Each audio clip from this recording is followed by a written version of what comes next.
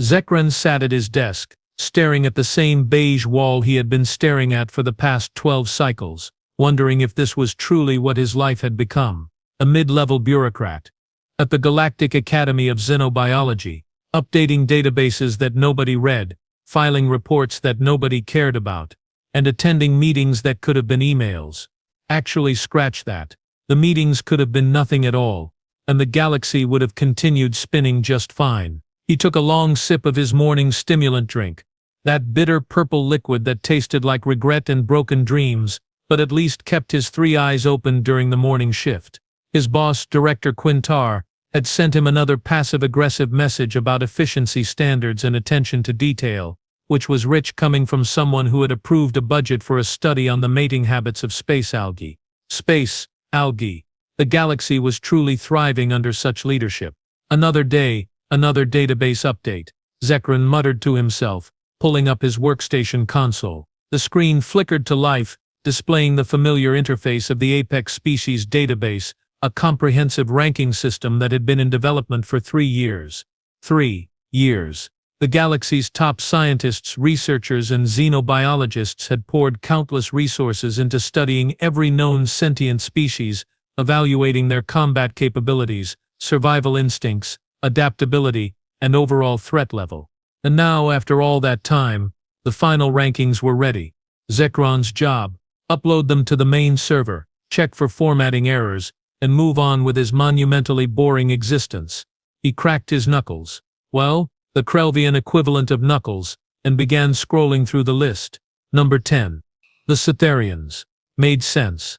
Excellent strategists. Decent technology. Slightly aggressive but manageable. Number 8. The Vorlax Collective. Sure.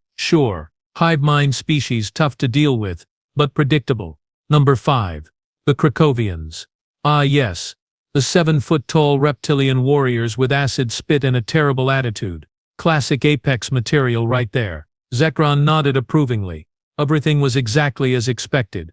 He scrolled further. Number 3. The Brutak. 4 arms, 2 brains, enough physical strength to crush a cargo container, and a culture that literally revolved around combat excellence. Zekran had met a Brutak once at a conference. The guy had accidentally broken 3 chairs just by sitting down. Terrifying species. Absolutely deserved that spot. Okay, let's see who took the top spot. Zekran mumbled, taking another sip of his drink. Probably the Zelthorians, with their advanced weaponry and cold, calculating intelligence. Or maybe the Korthax Empire finally claimed number 1.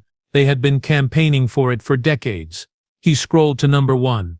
Read the entry. Blinked. Read it again. And then promptly spat his stimulant drink all over his previously clean workstation, purple liquid spraying across 3 monitors, and a stack of reports that he now definitely did not have to file because they were absolutely ruined. Humans. He shouted at his screen, loud enough that his cubicle neighbor, a quiet Peluvian named Rinth, peeked over the divider with concern.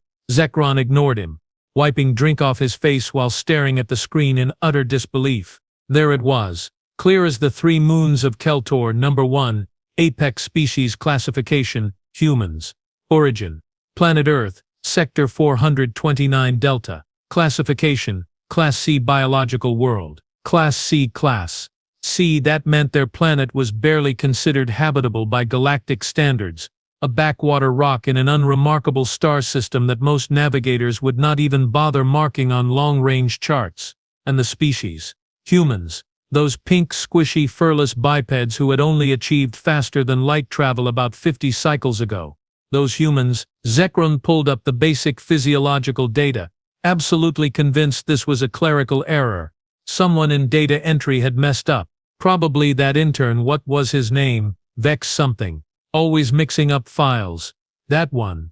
But no, the file was marked as verified by the head research committee. Triple-checked, peer-reviewed, and stamped with about 17 different approval signatures.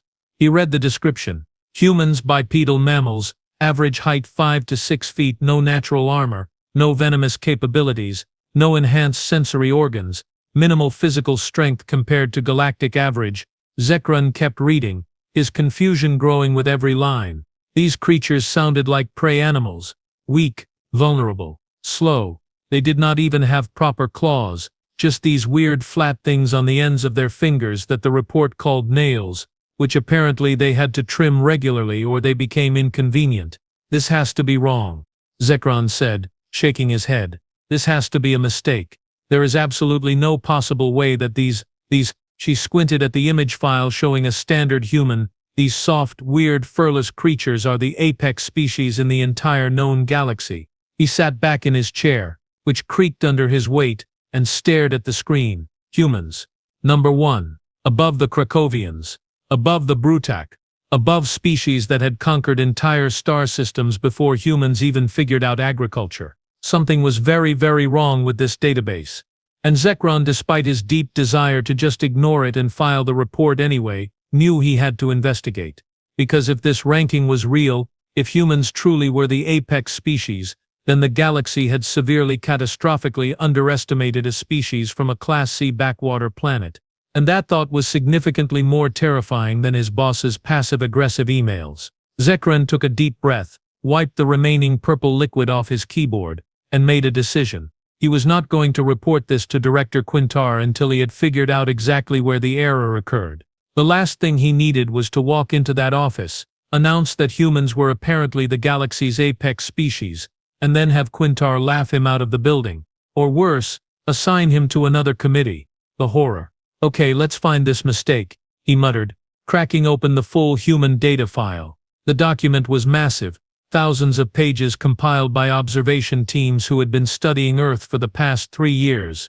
Zekron scrolled to the physical specifications section, confident this is where the ranking system had glitched.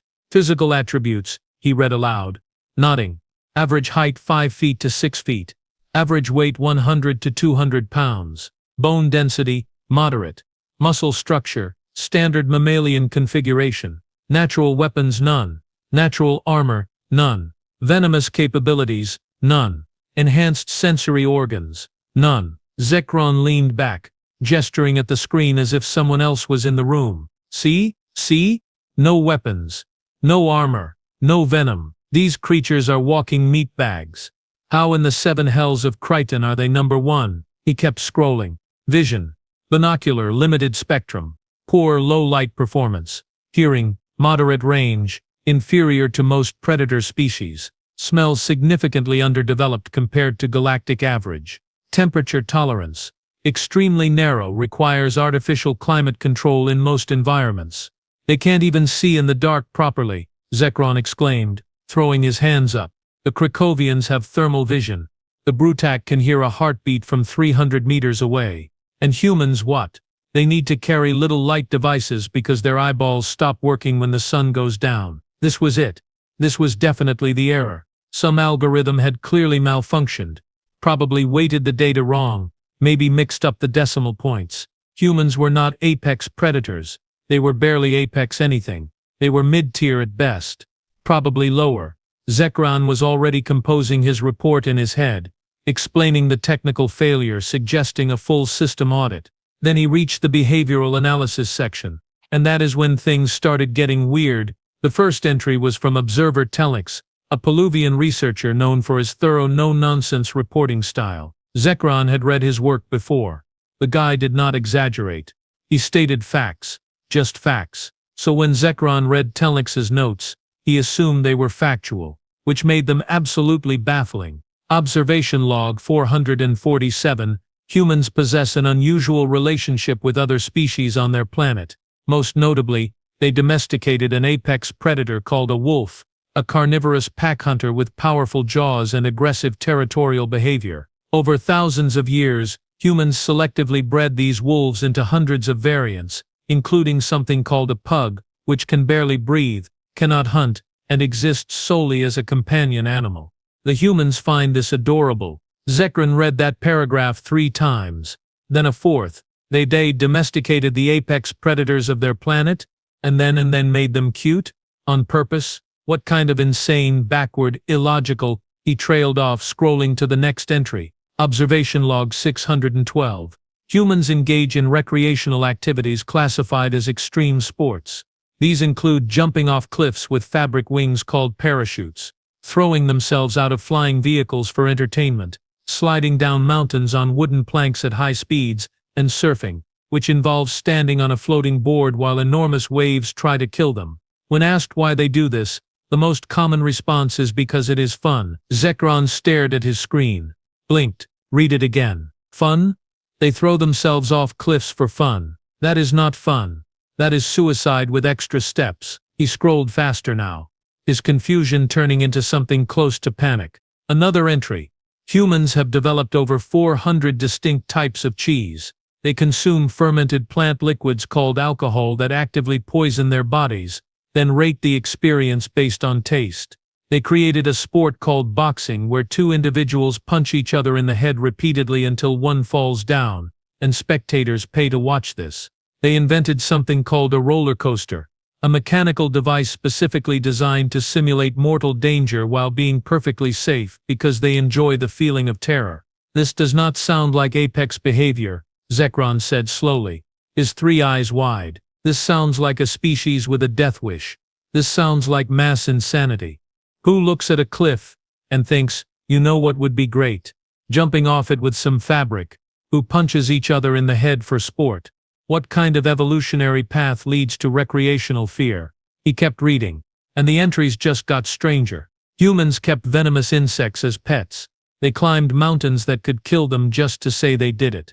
They had invented competitive eating, where individuals consumed dangerous amounts of food for prizes and glory. They created entire festivals around throwing tomatoes at each other. Tomatoes, just throwing them.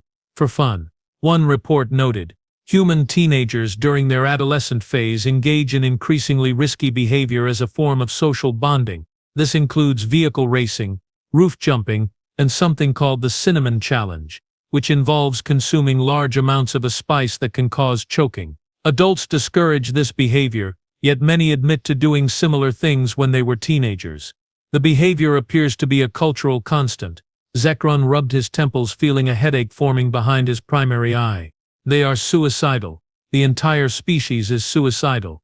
That is the only explanation. They are not apex predators. They are apex idiots who somehow survived long enough to build spaceships. But even as he said it, a small nagging doubt crept into his mind. Because suicidal species did not survive. They definitely did not thrive. They did not develop advanced technology, complex societies, and achieve interstellar travel. Something else was happening here. Something he was not understanding. Zekron took another sip of his stimulant drink, grimaced at the taste, and opened the combat assessment files. If there was an explanation for this insanity, it had to be in there. It had to be, because right now, humans sounded less like apex predators and more like the galaxy's most successful accident. And that thought was somehow even more disturbing than the alternative. Zekron opened the combat evaluation files with trembling fingers, or whatever the Krelvian equivalent was. The Academy had sent their absolute best military analysts to observe human conflict scenarios, war games, and actual combat operations.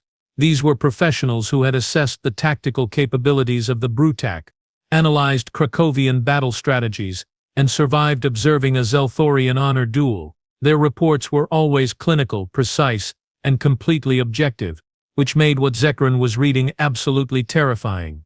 The first report was from Commander Thexal, a decorated Vorlax military observer with 40 years of experience. His opening line read, "I do not understand humans. I have tried. I have failed.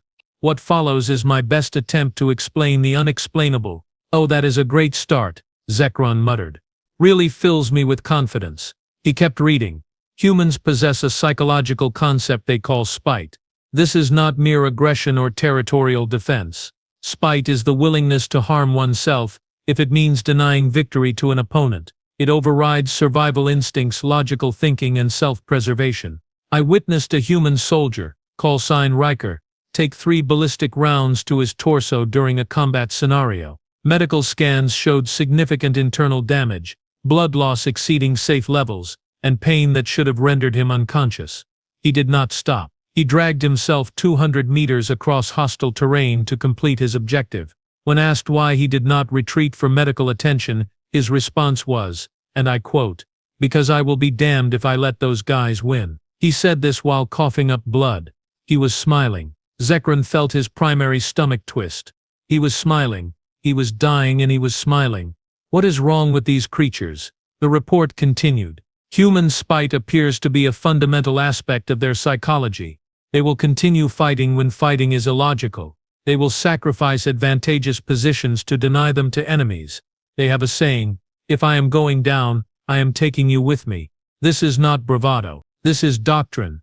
Zekran scrolled to the next file, his unease growing. This one was about human military training, specifically something called special forces. The analyst, a Peluvian named Corton, had embedded with a human military unit for 6 months. His report read like a horror story.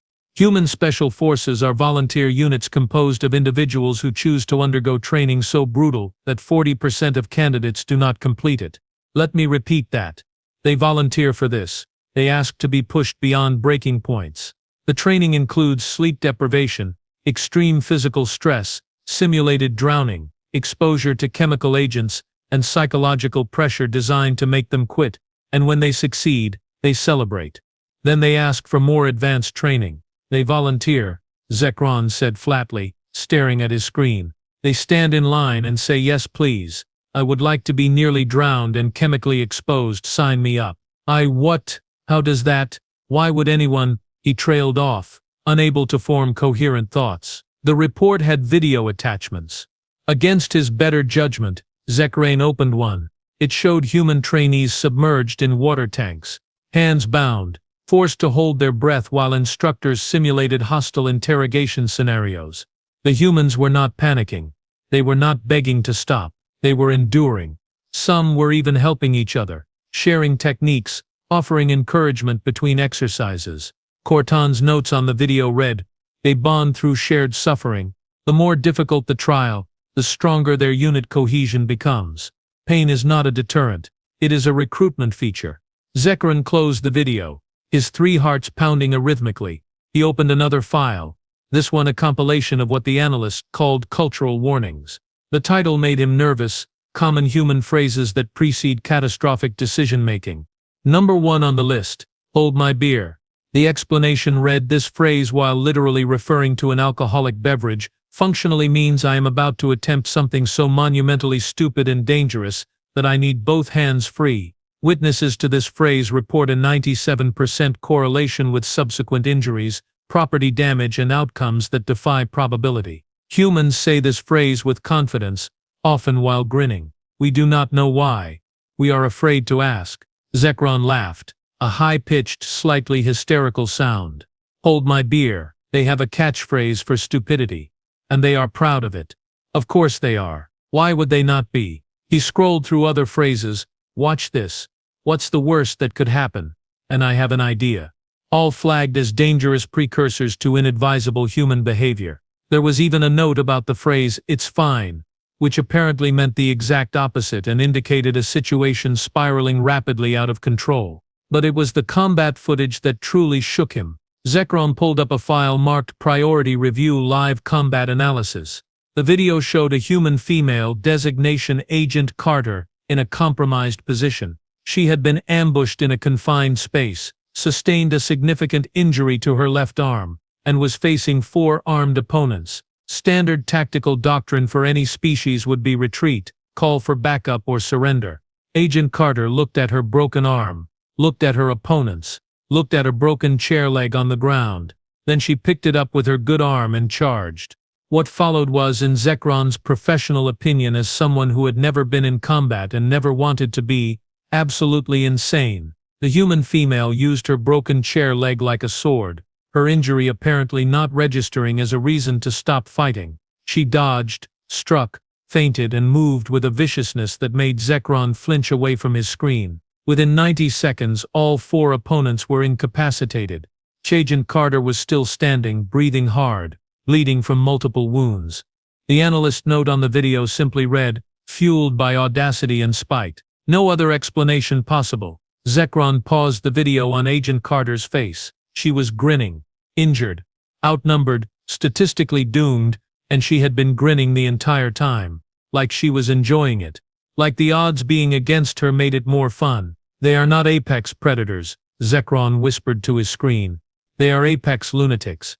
They are creatures who looked at the concept of self-preservation and said, 'No thank you, I would rather fight a losing battle with a broken chair leg. How? How did evolution create this? He sat back in his chair, his 3 hands shaking slightly. The combat assessments painted a picture of a species that should not exist. Humans were not the strongest, not the fastest, not the most advanced, but they were absolutely certifiably, dangerously stubborn.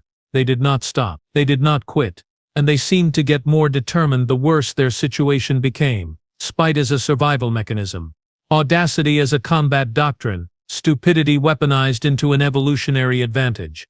Zekron needed to keep reading. He needed to understand how this was possible, but a large part of him, the part that valued his sanity and his ability to sleep at night, really wanted to just close the file and pretend humans did not exist. He opened the next section anyway, the survival capabilities analysis, because apparently he hated himself. Zekron opened the environmental survival analysis section, hoping, praying to whatever deities might be listening, that this would finally be where the humans showed some weakness, some rational limitation, some normal, sensible reason why they should not be classified as an apex species.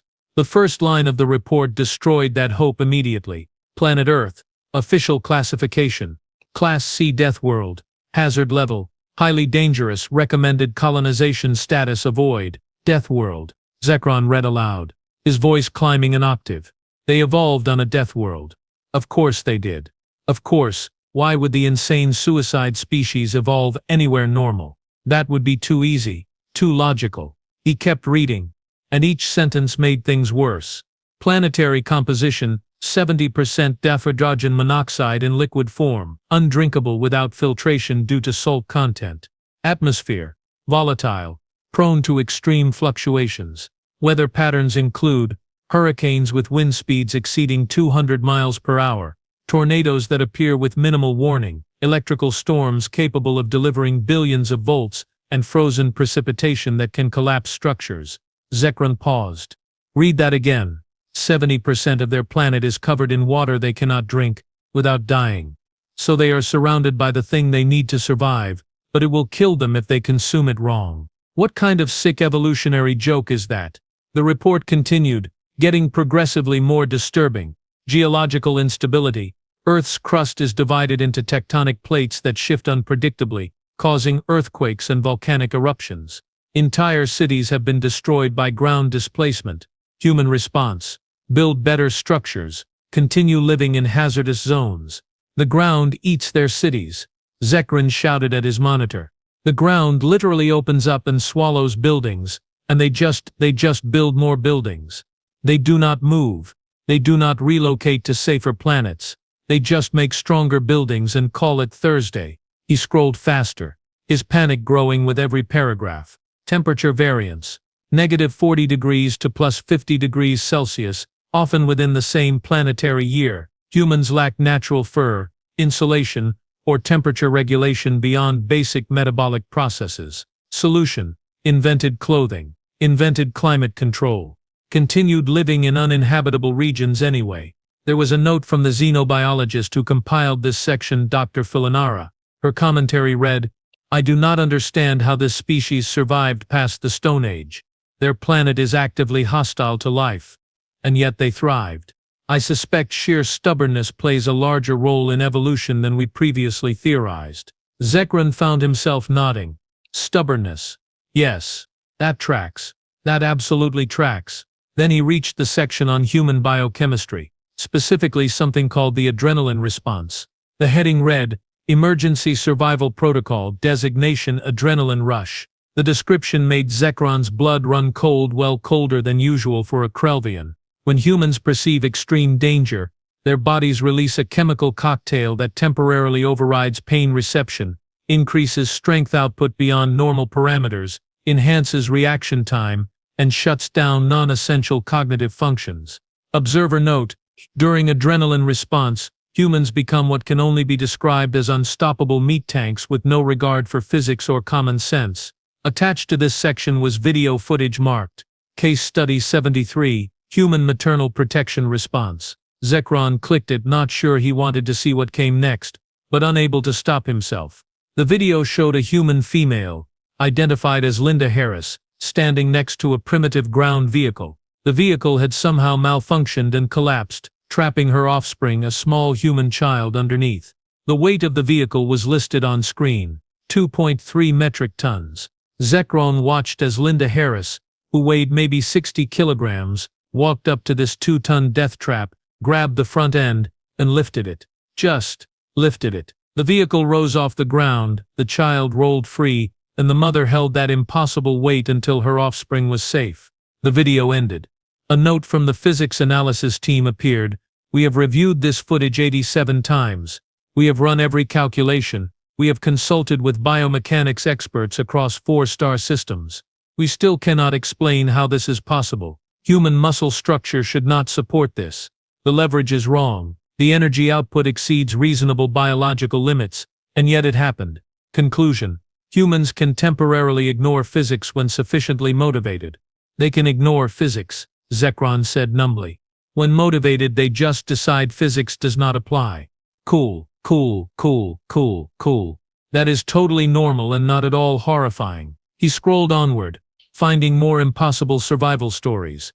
Humans had endured an ice age, a period when their planet's temperature dropped so severely that most species would have migrated or gone extinct. Human solution: they invented clothing, discovered fire, built insulated shelters, and just waited it out for thousands of years. Just sitting there in the frozen wasteland, wearing animal skins and telling stories around fires, waiting for the weather to improve. They waited out an ice age. Zekron muttered. Like it was a minor inconvenience, like it was a bad weekend. Another file detailed human endurance capabilities. Apparently humans were persistence hunters, a hunting style so ridiculous that Zekron had to read it 3 times to believe it. Humans would select a prey animal, something faster and stronger than them, and just chase it, for hours, sometimes days. They would track it, follow it, never stopping, never resting, until the prey animal literally collapsed from exhaustion. Then the humans would walk up and kill it. They run their food to death, Zekron said. They are not fast enough to catch it, so they just keep going until it dies of tiredness. That is horrifying. That is a horror movie. They are the monster in the horror movie that never stops chasing you. The medical section was equally disturbing. Humans healed from injuries that would be fatal to most species. Broken bones. They would knit back together, sometimes stronger than before. Lost blood. Their bodies made more. Infections. They had invented something called vaccines, where they deliberately gave themselves weakened versions of diseases to train their immune systems. They infect themselves on purpose. Zekron read, his voice hollow. They inject controlled infections to become immune. They weaponize diseases against diseases. Why? Why would anyone think of that? A note from the medical research team explained, human immune systems are remarkably aggressive and adaptive. They essentially wage microscopic warfare against any foreign entity. We observed one human subject fight off 3 separate viral infections simultaneously, while complaining about having a bad week at work. Definition of bad week: multiple hostile microscopic invasions. Human proceeded to consume soup, and continued normal activities. Zekron closed the file and sat in silence. Humans lived on a death world that was trying to kill them constantly, and they had simply refused to die. They adapted. They invented solutions. They outlasted ice ages, outran their prey, lifted impossible weights, and ignored physics when necessary. They were not apex predators because they were strong. They were apex predators because they were too stubborn to accept defeat, too creative to stay defeated, and too crazy to know when they should quit. And now, Zekron realized with growing horror, they had spaceships. Zekron thought he had seen the worst of it. He thought the combat assessments and survival capabilities were the peak of human insanity. He was wrong. So very, very wrong. The social dynamics analysis section opened with a warning label, which was never a good sign. Advisory. Human pack bonding behavior defies conventional xenopsychology models. Recommend expanding theoretical frameworks before assessment. Pack bonding. Zekron muttered, rubbing his temples. Okay, fine. Lots of species have pack bonding. Wolves do it. Vorlax do it. That is normal. How bad could this possibly be? The first report answered that question immediately. Humans will form emotional attachments to virtually anything. Observation log 891. Documented cases include bonding with plants that do not respond to stimuli, rocks that subjects describe as having friendly appearances, malfunctioning robots, and alien species that are explicitly hostile. The bonding instinct appears to have no logical limitations. Zekron blinked. They bond with rocks. With rocks. Inanimate mineral formations. Because they look friendly.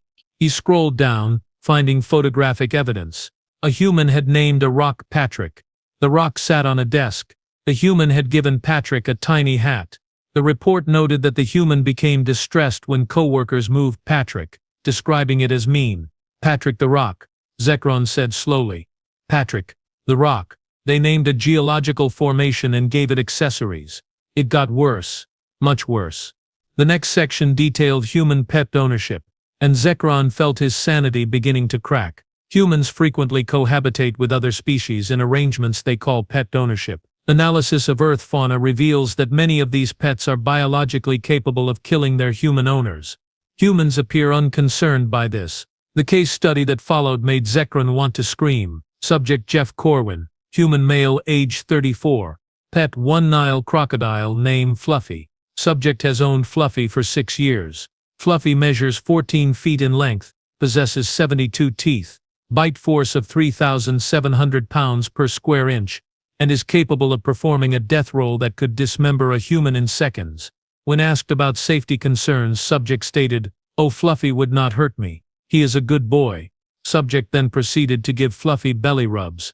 Fluffy appeared to enjoy this. "We do not understand this relationship. We are too afraid to study it further." "Good boy," Zekron whispered, staring at the attached photo of Jeff casually petting a massive reptilian predator. "He calls the murder machine a good boy, and gives it belly rubs. This species should not have survived. They should have been eaten by their own pets centuries ago." But the report continued, documenting dozens of similar cases. Humans who owned venomous snakes. Humans who kept large cats that viewed them as potential prey. Humans who had befriended bears, sharks, and something called a hippo, which the report noted was one of Earth's most dangerous animals, killing more humans annually than any other large mammal. The human who befriended the hippo had named it Jessica. Jessica apparently enjoyed having her teeth brushed. "They brushed the hippo's teeth," Zekron said, his voice climbing. "The murder hippo. They brush her teeth. Like it is bath time at a daycare facility." Then he reached the section about human technology bonding, and realized that humans did not limit their pack bonding to living things. Not even close. Humans frequently name their vehicles, referring to them with personal pronouns and gendered terms. They apologize to furniture when colliding with it. They express gratitude to machines that function correctly, and frustration with machines that malfunction, speaking to them as though they were sentient. Observer note: a human named Marcus was observed thanking his coffee maker every morning and saying goodnight to his vehicle before entering his residence. When asked why, Marcus stated, "It is polite." Zekron found video footage of a human apologizing to a door after walking into it. Sorry, my fault," the human said to the door. The door, being a door, did not respond. The human nodded as if satisfied with this interaction, and continued walking. "They apologized to doors," Zekron said. "Doors. Non-sentient barriers. What is next? Do they have philosophical debates with windows?"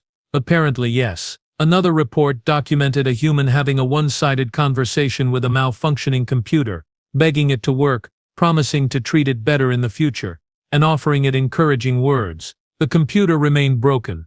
The human continued the conversation anyway. But it was the next section that made Zekron's blood freeze entirely. The heading read, "Pack Loyalty and Protective Behavior." Once humans designate an entity as part of their pack, they exhibit extreme protective behavior regardless of logical risk assessment.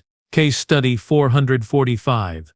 The crew of the human vessel Tempest Dawn encountered hostile forces while transporting cargo. During the engagement, their navigation android, designation NAV-7, was severely damaged. Standard protocol would be to abandon non-essential equipment and retreat. The human crew refused. Zekron pulled up the full report, his heart's pounding. The crew had been outnumbered, outgunned, and had a clear escape route, but NAV-7 was still in the damaged cargo bay. So the humans fought their way back through enemy lines, sustained multiple injuries, and retrieved the android. When questioned later, the crew captain, a human named Williams, stated simply, "He is part of the team." The analyst note on this case was chilling.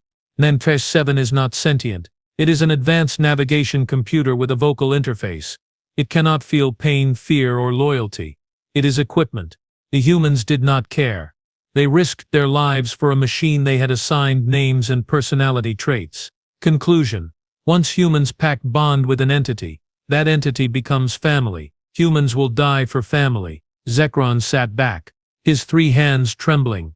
He understood now. He finally understood why humans were ranked number 1. It was not because they were the strongest or the smartest or the most advanced. It was because they were absolutely, completely, irrevocably committed to anything and anyone they considered theirs. They would bond with rocks, domesticate apex predators, apologize to furniture, and die for non-sentient androids. And if humans decided you were part of their pack, if they decided you were family, they would fight physics itself to protect you. They would ignore impossible odds. They would drag themselves 200 meters with 3 bullet wounds because letting you down was not an option. Humans did not just survive. They adopted everything around them and dragged it into survival alongside them. They made family out of robots and rocks and murder reptiles, and then they protected that family with spite, audacity, and weaponized stubbornness. They are not apex predators, Zekron said quietly, staring at his screen. They are apex adopters. They are going to pack bond with the entire galaxy, and we will not be able to stop them. He took a long drink of his stimulant beverage, which had gone cold. It did not matter. Nothing mattered anymore. He had one more section to read, the final assessment, and Zekron was absolutely certain it was going to make everything so much worse. Zekron sat back in his chair, feeling all 3 of his hearts beating in completely different rhythms, none of them healthy. His primary heart was racing. His secondary heart was doing some kind of irregular flutter. His tertiary heart seemed to have given up entirely and was just sitting there, wondering if this was how it ended. He stared at the mountain of data spread across his screens, and for the first time in 12 cycles of bureaucratic monotony, Zekron understood something profound, something terrifying, something that was going to haunt his sleep cycles for the rest of his natural life. Humans were ranked number 1, and it was not a mistake. They were not the strongest. The Brutak could crush them with 2 of their 4 arms tied behind their backs. They were not the fastest. A Krakowian could outrun a human while barely trying. They were not the smartest. The Zelthorians had them beat on raw computational intelligence. They were not the most advanced. But humans, those weird, soft, furless bipeds from a death world that was actively trying to kill them, had something no other species possessed. They were absolutely, certifiably, completely insane by every single rational standard in the known galaxy. And they had somehow, impossibly, weaponized that insanity into the most terrifying evolutionary advantage the universe had ever seen. They lacked natural defenses? Fine. They invented weapons that could crack planets open like eggs. They were too slow to catch prey. No problem. They just chased it for days until it died of exhaustion. They lived on a world covered in undrinkable water, surrounded by predators and natural disasters. They domesticated the predators, built cities anyway, and called the disasters weather. They had no venom, no claws, no armor. They created chemical weapons, mechanical exoskeletons, and tactical gear that turned them into walking tanks. Humans were persistence hunters on a cosmic scale. They did not stop. They did not quit. They looked at impossible odds and said, "Hold my beer, watch this." They pact-bonded with everything from rocks to robots to murder reptiles, turning the entire universe into potential allies. And if you threatened something they had decided to protect, they would fight you with spite, creativity, audacity, and the absolute refusal to accept defeat. They were not apex predators. They were apex problems. Apex chaos agents, apex variables that no equation could account for. Zekron opened the final assessment document, written by Dr. Velacara, the Academy's leading xenopsychologist and a researcher so respected that her papers were required reading in every major university across 4-star systems. If anyone could make sense of humans, it would be her. Her report was 2 paragraphs long. After 3 years of comprehensive study, I can conclusively state the following. Humans are the most paradoxical species we have ever encountered. They are simultaneously the most dangerous and the most befriendable beings in known space. They will either adopt you into their pack and defend you with their lives, or they will oppose you with a stubbornness that borders on supernatural. We have no reliable method to predict which response you will receive. Approach with extreme caution, genuine respect, and the understanding that traditional threat assessment models do not apply. Humans do not fit our frameworks, they break them. Recommendation: do not antagonize, do not underestimate, and for the sake of every deity in every pantheon across the galaxy, do not assume you understand them. You do not.